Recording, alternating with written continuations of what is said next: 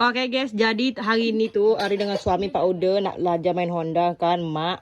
Jadi tadi pagi-pagi suami panen buah ini guys. Ada yang tahu tak guys? Kalau kami sebut ini buah malai. Jadi dia ada buah dekat belakang rumah Aryo guys. Karena suami dengan Pak Ude tak faham makan, kita bawa ke rumah Mak. Karena Mak dengan Bapak suka makan buah ini guys.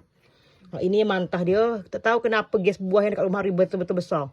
Biasa buah dia besar gini aja. Tapi dekat rumah Aryo besar gini ya. Unggul tu buah dia. Nah, ini yang masak. Dan ini yang masak lagi. Dia kalau masak warna dia warna pink. Tak boleh makan, walaupun dah masak tak boleh makan langsung guys. Pedau rasa dia. Tapi kita rendam dengan air panas dulu. Jadi yang masak ini tadi tu kita rendam dengan air panas sekitar 15 minit guys. Biar dia masak. Menghilangkan pedau dia nanti. Ini guys baru 10 minit. Lah kecut gitu dia. Kita biar dia masak lagi. Oke guys, jadi malai belum sampai waktunya kita makan dulu. Ada ikan goreng semlada, sayur, telur, air dia air gelas kerana air hujan lagi tak ada. Dan kita air perigi agak ngeri kerana mak sering tinggalkan takut perigi masuk benda kan. Nah itu lagi makan. Kawan-kawan bapak dulu, Pak Ude. Suami, bapak, Pak Ude. Suami makan dulu.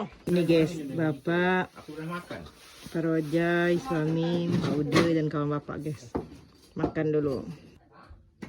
Oke guys, jadi ini kita buang air di tadi tu kan. Ada tambahkan gula sekitar 3 sendok guys. Sesuai suka manis dengan tidak deh guys. Pakai garam bis juga yang suka masin. Tapi ini kami pakai gula kan suka manis. Setelah kita buang air, bubur gula, tutup, goncang. Jadi ini kita goncang. Sabar mak. Mak manggil Mila guys. Sabar ini kita goncang. Goncang. Dan ini hasil dia pak. Bismillahirrahmanirrahim. Tada. Nah, macam gitu. Macam bentuk alpukat. Rasa dia pun hampir sama. Sudah isteri buat. Cuba semua rasa macam alpukat tidak. Isteri tak pandai makan dia. Sama pak.